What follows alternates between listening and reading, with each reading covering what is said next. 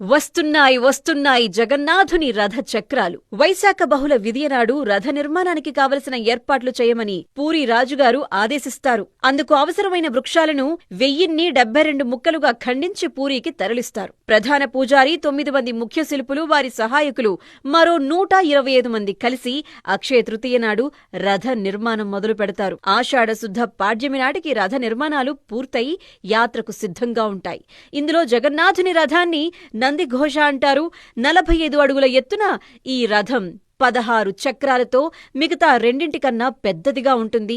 ఎర్రటి చారలున్న పసుపు వస్త్రంతో నందిఘోషను అలంకరిస్తారు. ఇక రథయాత్ర మొదటి రోజున మేళతాళాలతో గర్భగుడిలోకి వెళ్లేటువంటి పండాలు అని పిలువబడే ఇక్కడి పూజారులు ఉదయకాల పూజాధికాలు నిర్వహిస్తారు. శుభముహూర్తం ఆసన్నమవ్వగానే మణిమా అంటే జగన్నాథ అని పెద్ద పెట్టున అరుస్తూ రత్నపీఠం మీద నుంచి విగ్రహాలను కదిలిస్తారు. ఇక ఆ జగన్నాథుణ్ణి దర్శించుకునే